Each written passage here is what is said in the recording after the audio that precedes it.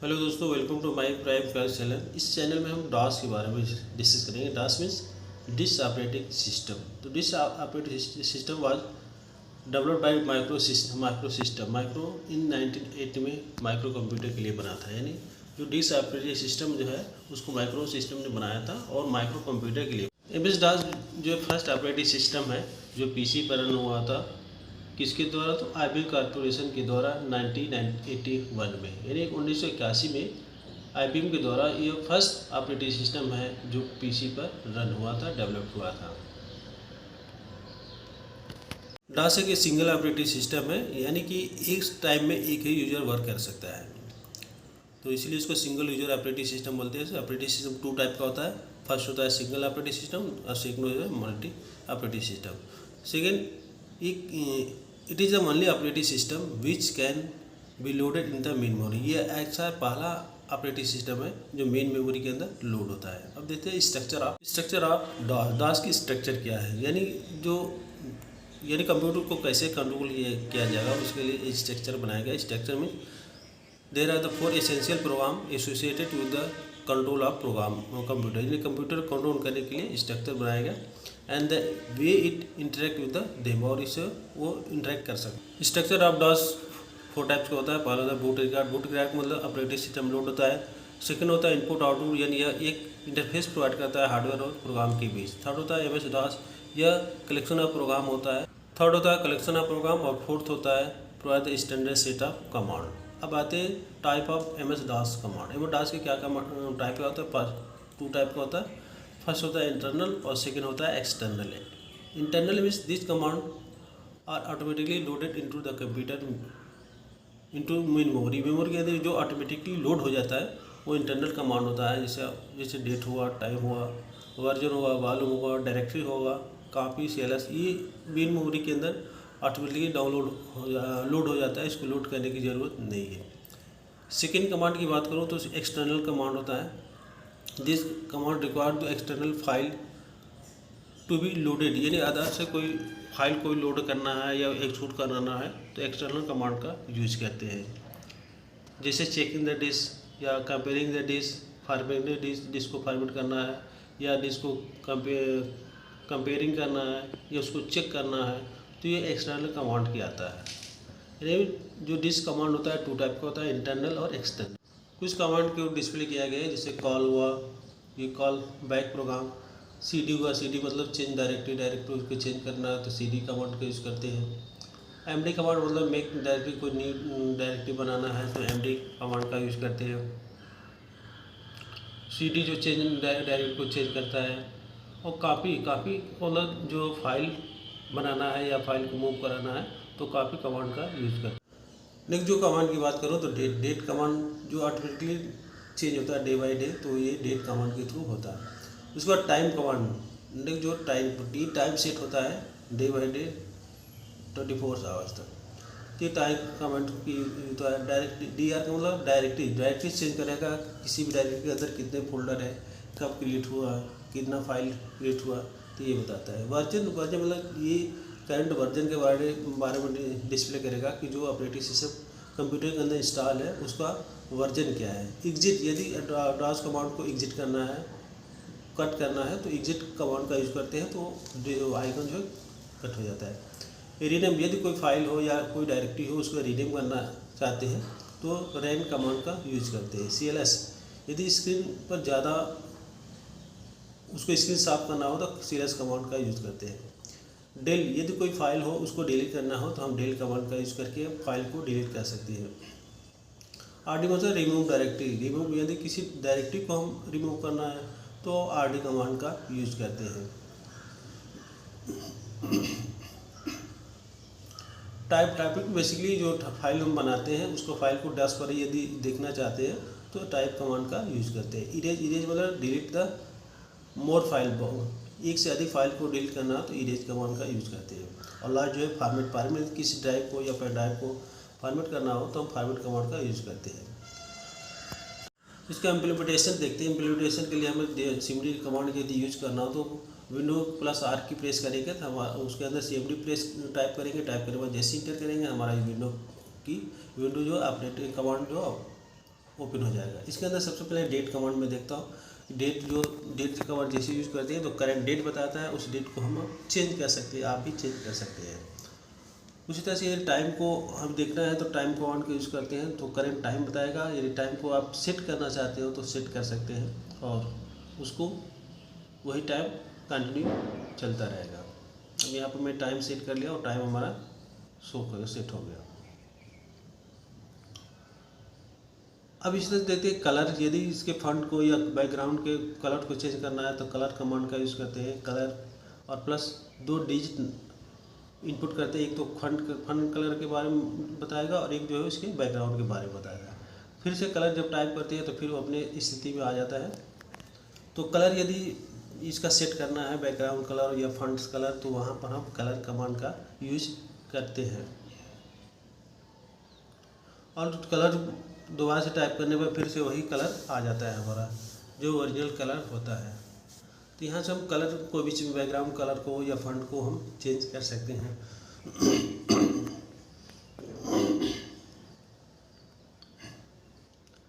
ये कलर को चेंज। अब हम देखते हैं कि मेन डायरेक्टरी या मेन फोल्डर या सब उसके अंदर डायरेक्टरी कैसे बनाते हैं। डायरेक्टरी के अंदर डायरेक्टरी कैसे बनाते हैं उसके लिए हम यूज़ करते हैं MD और CD। सबसे पहले एग्जांपल के थ्रू दिया है कॉलेज, मैंने मेन डायरेक्टरी जो बनाया हूँ कॉलेज, उसके अंदर फाइल्स ABC फाइल बनाया हूँ। तो हम देखते हैं कि डायरेक्टरी के अंदर कैसे फाइल बनाएंगे, फिर डायरेक्टरी के अंदर फिर सब डायरेक्टरी कैसे बनाएंगे, उसके अंदर फाइल को कैसे क्रिएट करेंगे, इस पर हम डिस्कस करते हैं। तो इसके लिए हम क्या करते हैं, Window+R प्रेस करते हैं। Window+R के अंदर CMD टाइप करेंगे। टाइप करने के बाद जैसे इंटरफेस करेंगे तो हमारा जो कमांड प्रॉम्प्ट है ओपन हो जाएगा। तो इस जो दिख रहा है कॉलेज के अंदर मैं डायरेक्टरी बनाया, डायरेक्टरी के अंदर फाइल्स बनाया, उसको देखते हैं कैसे बनेगा और कैसे इसको डिलीट कर सकते हैं। तो इसके लिए कमांड यूज होगा, पहला यूज होगा MD को, तो मेक डायरेक्टरी। जब डायरेक्टरी को बनाना हो तो MD कमांड का यूज़ करते हैं। फिर उसी डायरेक्टरी को देखना हो या उसको यूज़ करना हो तो CD डायरेक्टरी यानी चेंज डायरेक्टरी का यूज़ करते हैं। थर्ड जो है ट्री डायरेक्टरी के अंदर जितने भी मेन डायरेक्टरी के अंदर फोल्डर बना होगा, डायरेक्टरी बना होगा, उसको शो करने के लिए ट्री डायरेक्टरी का यूज़ करते हैं कि उसके अंदर कितनी डायरेक्टरी या फोल्डर बना है। डायरेक्टरी यदि प्रेस करते हैं उसके अंदर फाइल बताएगा, डेट वाइज बताएगा, टाइम वाइज बताता है। और डेल का मतलब जो डायरेक्टरी के अंदर फाइल बना है उसको कैसे डिलीट करते हैं। RD के थ्रू हम डायरेक्टरी को ही डिलीट करते हैं और RDM के थ्रू रिमूव जितने भी डायरेक्टरी है उसको रिमूव करते हैं। तो विंडो की के +R प्रेस करने के बाद ये विंडो ओपन होगा। इसके अंदर मैं देखता हूँ, सबसे पहले मैं कॉलेज MD कॉलेज और कॉलेज के नाम से मैं एक फोल्डर बना लिया, मेन डायरेक्टरी बना लिया। इसके अंदर फाइल कैसे बनाया जाता है, तो फाइल बनाने के लिए बताया था कॉपी काउंट और फाइल का नाम। तो फाइल का नाम मैंने A लिया था और A का एक्सटेंशन देना पड़ता है कि किस एक्सटेंशन में वो फाइल बनाते हैं, या तो डॉक होगा या एक्सेल होगा, या यदि कोई एक्सटेंशन देते हैं तो वो टेक्स्ट फाइल के अंदर बना जाएगा। तो यहाँ पर मैं एक फाइल बनाया कॉपी काउंट और A नाम का फाइल बनाया। उसको जो टाइप है उसका एक्सटेंशन है वो डॉक्यूमेंट यानी MS वर्ड के अंदर वो स्टोर हो जाएगा। तो A फाइल एक मैसेज पास कर देता हूँ और इसको चेक करता हूँ कि ये डायरेक्टरी बना है और फिर उसको ओपन कैसे करते हैं। तो एक कॉलेज नाम का डायरेक्टरी बनाया और उसके अंदर मैं एक फाइल बना दिया A नाम का फाइल, और किस टाइप का डॉक फाइल MS वर्ड। उस पर एक मैसेज पास कर देता, हाई एम फाइल A के अंदर फाइल बना दिया और उसको मैं सेव कर दिया। फिर दूसरा फाइल मैं बनाता हूँ कॉपी काउंट। तो उससे देखते हैं वो फाइल कहाँ बना, कैसे बना। और यहाँ मैं देखता हूँ एक यहाँ पर बना फाइल तो बन गया है लेकिन अभी वो नहीं बना है। फोल्डर तो क्रिएट हो गया लेकिन अभी फाइल अभी क्रिएट नहीं हुआ। तो देखते हैं ये C डायरेक्टरी के अंदर हम यूज़ करते हैं और C डायरेक्टरी के अंदर हमें डायरेक्टरी तो बन गया लेकिन फाइल अभी नहीं शो कर रहा है। फिर से टाइप करते हैं कॉपी काउंट और बी डॉट और डॉक के नाम से जो एक्सटेंशन है उसका डॉक है, यानी जो फाइल बनेगा वो डॉक्यूमेंट फाइल बनेगा, यानी MS वर्ड का फाइल बनेगा। तो इसको चेक करते हैं कि उस डायरेक्टरी के अंदर फाइल बना कि नहीं बना, बना है तो कैसे बना है। तो अभी बना नहीं, अभी देखता हूँ कहाँ है ये डायरेक्टरी है और शो नहीं कर रहा है, इसका मतलब अभी बना। मैं ई डायरेक्टरी, मैं जो देख रहा हूँ ई डायरेक्टरी और जो बनाया हो सी डायरेक्टरी, तो ये जो मिलेगा सी डायरेक्टरी के अंदर मिलेगा। मैं सर्च कर रहा हूँ ई डायरेक्टरी के अंदर, तो ई डायरेक्टरी के अंदर वो नहीं मिलेगा, डायरेक्टरी सी के अंदर हम जाएंगे तो वहाँ पर हमको मिलेगा। अब देखो यहाँ 2 फाइल बन के तैयार हो गया। जैसे इस पर क्लिक करते हैं तो हमारा MS वर्ड ओपन हो जाएगा, उसके अंदर ये मैसेज को दिखेगा। दूसरा एक फ़ाइल बनाता हूँ कॉपी कॉन और सी नाम का फाइल बनाता हूँ, उसको भी डॉक जो एक्सटेंशन है डॉक है। तो जैसे इंटर प्रेस करते हैं तो हमारा इसके अंदर एक सी नाम का फोल्डर फाइल बन के तैयार हो जाएगा। अभी ए भी था, अब एक सी आ जाएगा तो सी भी आ जाएगा। तो अब उसको ओपन करते हैं तो ओपन करने के बाद हमको MS वर्ड का विंडो ओपन हो जाएगा। MS वर्ड के अंदर बना है, इसका जो एक्सटेंशन मैं दिया था डॉक दिया था, तो जैसे ओपन किया तो ये ऑफिस MS वर्ड ओपन हो गया। उसी तरह से ABC सब जो उसका एक्सटेंशन में दिया डॉक्यूमेंट टाइप का दिया है। तो पहला जो मैं बताया था कॉलेज के अंदर 3 फाइल बनाया था वो कंप्लीट हो गया। दूसरा हम देखते हैं, पहले डायरेक्टरी रहेगा, डायरेक्टरी के अंदर सब डायरेक्टरी रहता है। तो कल एक तो डायरेक्टरी बन गया, दूसरा उसके अंदर डायरेक्टरी बनाते हैं MD क्लास 9।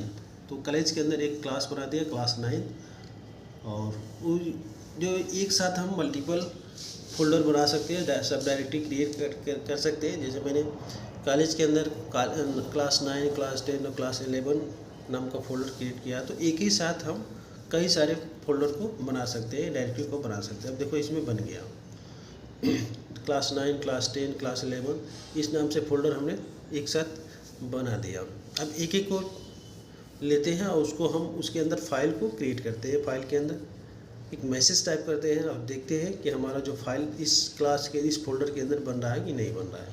तो सबसे पहले मैं क्लास 9 को लेता हूँ सब डायरेक्टरी, उसके अंदर मैं फाइल बनाता हूँ। तो कॉपी कॉन और फाइल का नाम ए लिया था तो ए डॉक फाइल ही बनाता हूँ, डॉक फाइल, और उसके अंदर मैसेज पास कर दूँ हाई एम ए फाइल ए, और उसको सेव करने के लिए F6 प्रेस करते हैं तो हमारा जो फाइल होता है, डेटा होता है, उस फाइल के अंदर सेव हो जाता है। अब ये सेव हो गया। फिर जो दूसरा फाइल है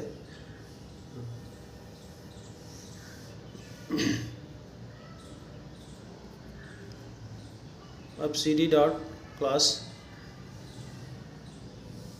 10 के अंदर फाइल बनाते हैं। यहाँ भी वही कॉपी कॉन और फाइल का नाम दे देंगे कॉपी कॉन। इसके अंदर जो फाइल का नाम था COD था, तो C नाम का फोल्डर बनाते हैं, C डॉक।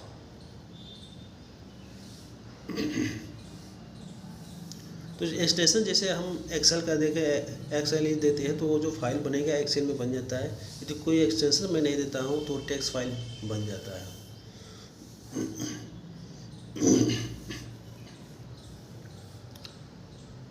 दूसरा फाइल में D बनाया, D का भी वो एक्सटेंशन वही है डॉक। और इस तरह से हमने क्लास 9 और क्लास 10 का फोल्डर बनाया। फोल्डर बनाने के बाद उसके अंदर फाइल बनाया, फाइल को के अंदर मैटर कोड यानी मैसेज को टाइप किया, टाइप को सेव कर दिया। अब इसका बन के तैयार होगा। अब इसको ओपन करते हैं तो देखो क्लास 9 के अंदर ए फाइल बनना है, क्लास 10 के अंदर 2 फाइल C और D बनना है, और क्लास 11 के अंदर कोई फाइल नहीं बना था, इसलिए वहाँ पर कोई फाइल नहीं शो कर रहा है।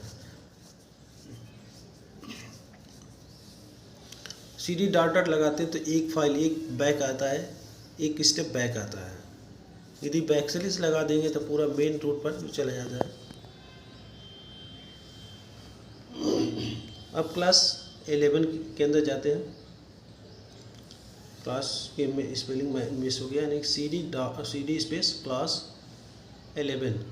तब हमारा 11 के अंदर एक जो करना चाहिए, जो फाइल बनाना चाहते हैं बना सकते हैं। और यहाँ आते हैं कॉपी कॉन, और क्लास का नाम मैं ई ले लेता हूँ, ई डॉट और डॉग।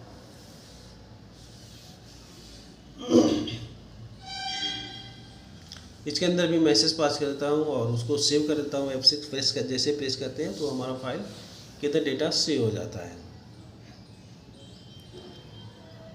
अब एक स्टेप बैक आते हैं, ये भी कंप्लीट हो गया। एक और फाइल बनाते हैं, कॉपी कॉन और एफ नाम का फाइल बनाते हैं, और इसके अंदर भी मैसेज पास करने के F6 प्रेस करने के बाद तुरंत हमारा फाइल क्या हो जाएगा, सेव हो जाएगा।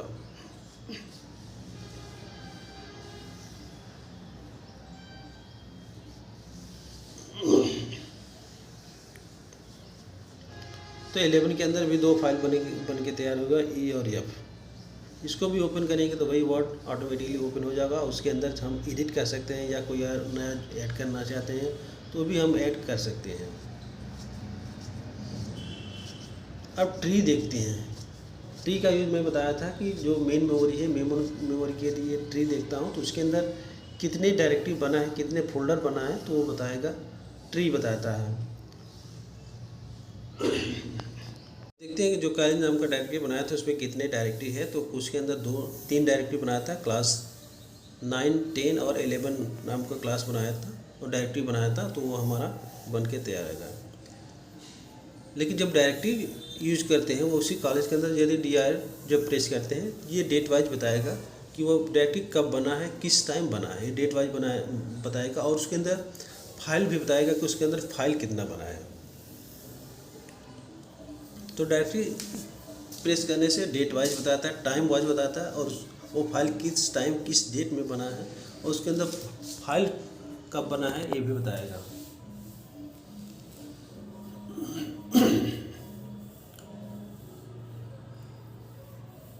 तो पूरा डिटेल यदि शो कराना हो तो डायरेक्टली प्रेस करते हैं। ट्री यदि शो कराना है तो फिर उसके अंदर फोल्डर बताएगा कि फोल्डर कितना बना है। अब देखते हैं फाइल को कैसे डिलीट करते हैं। यदि कोई फाइल या कोई डायरेक्टरी डिलीट करना चाहते हैं तो आसानी से डिलीट नहीं कर सकते जब तक उसके अंदर फाइल को डिलीट नहीं करेंगे। तो सबसे पहले उसके फाइल को डिलीट करते हैं, और कैसे डिलीट करते हैं, इसके लिए डेल कमांड यूज होता है। डेल कमांड केवल फाइल को डिलीट करता है, डायरेक्टरी को डिलीट नहीं करता है। यदि किसी डायरेक्टरी या फोल्डर को डिलीट करना हो तो RD कमांड यूज करते हैं, यानी रिमूव डायरेक्टरी का यूज़ करते हैं। वो तभी होगा जब उसके अंदर जितने भी फाइल है, फाइल को इम्पोर्ट करना पड़ेगा, यानी डिलीट करना पड़ेगा, तब जाके वो डायरेक्टरी डिलीट होगा, अदरवाइज वो डिलीट नहीं होगा। तो देखते हैं कि सबसे पहले फाइल किसी डायरेक्टरी के अंदर जो फाइल है वो फाइल को कैसे हम डिलीट करते हैं। जब डिलीट कंप्लीट हो जाएगा तब उसको डायरेक्टरी को हम डिलीट करेंगे। तो डेल और किस फाइल को डिलीट करना है, तो यदि डायरेक्ट हम मेन डायरेक्टरी से यूज करना चाहूँ और किसी फाइल को, तो फाइल को डिलीट नहीं कर पाएंगे, क्योंकि उसको हम पहले उसके फोल्डर में जाएंगे। जिस फोल्डर को हमें डिलीट करना है तो वहाँ पर जाएंगे, और यहाँ पर देख तो कॉलेज के अंदर ए नाम का फाइल है, तो डायरेक्ट फाइल का नाम देने से डिलीट नहीं होगा। उस फाइल के साथ साथ उसका एक्सटेंशन देना पड़ेगा, तब जाके वो डिलीट होगा, अदरवाइज डिलीट नहीं होगा। जो ए नाम का जो फाइल बनाया होता उसका जो एक्सटेंशन था डाक, जब डाक लगाएंगे तब वो डिलीट होगा। अब यहाँ से देखो ए नाम का जो फाइल था वो डिलीट हो गया। उसी तरह से बी को डिलीट करना हो तो डेल और बी डॉट एक्सटेंशन टाइप करते हैं, तब इंटर प्रेस करते हैं, तब जाके वो बी डिलीट हो जाता है। अब जैसे ही इंटर करेंगे वहाँ बी डिलीट हो जाएगा। तो ऐसे करके सबसे पहले डायरेक्टरी के अंदर फाइल होता है, फाइल को डिलीट करते हैं, तब जाके डायरेक्टरी को हम डिलीट कर पाते हैं। अब देखते हैं हम अब किसको डिलीट करें, सी को डिलीट करते हैं। क्लास 9 के अंदर हमें फाइल ई नाम का फाइल है, उसको डिलीट करना है। तो सबसे पहले डेल टाइप करेंगे, फिर फोल्डर का नाम, फिर उसके अंदर जो फाइल का नाम है उसको प्रेस करेंगे, तो परमिशन मांगेगा एस या नो, यस कर देंगे तो वो फाइल हमारा हमेशा के लिए डिलीट हो जाएगा। और क्लास ए के अंदर जो फाइल था वो हमने डिलीट कर दिया, वो डिलीट हो गया।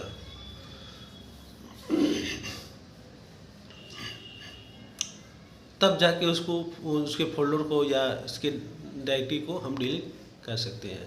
अब आरडी में किया, आरडी अब क्लास 9 को डिलीट करना चाहेंगे तो डिलीट हो जाएगा। क्लास 9 जैसे हम इंटर करते हैं, अभी किसी को क्लास 9 को डिलीट करना है तो यहाँ क्लास 9 तब जाके हमारा डिलीट हो जाएगा। अब डिलीट हो जाएगा। अब उसके अंदर जो क्लास 9 नाम का फोल्डर था वो डिलीट हो गया। तो किसी फोल्डर को या होम डायरेक्टरी डिलीट नहीं कर सकते जब तक कि उसके अंदर फाइल को डिलीट ना करें। जब फाइल को एम्प्टी कर देंगे, इन्हें पूरी तरह से डिलीट करेंगे, तब उस डायरेक्टरी को हम डिलीट कर सकते हैं, अदरवाइज डिलीट नहीं कर सकते हैं। अब डायरेक्टरी चेंज करते हैं कि अब उसके अंदर क्या क्या बचा है। तो जैसे ही डायरेक्टरी DR प्रेस किया उसके अंदर अब सी के अंदर डायरेक्टरी चेंज करते हैं। तो सी के अंदर जैसे प्रेस करते हैं तो उसके अंदर बहुत सारे डायरेक्टरी होगा ना, और सी के अंदर कॉलेज की डायरेक्टरी को चेंज करना है हमको। और /n प्रेस करने से डेट वाइज बता देगा उसके अंदर कितनी डायरेक्टरी है, डायरेक्टरी के अंदर फाइल कितना है, कब क्रिएट हुआ, कब किस टाइम क्रिएट हुआ, तो ये पूरा बता देगा। जब किसी डायरेक्टरी का नाम दे देंगे और /s प्रेस करने से हम पूरा डिटेल हमको मिल जाता है। वो डायरेक्टरी कब क्रिएट हुआ, उसके अंदर फाइल कितना है, तो पूरी डिटेल को देखना हो तो हम डायरेक्टरी का नाम डालते हैं और /s प्रेस करने से हमें पूरा डिटेल उस डायरेक्टरी का पता चल जाता है।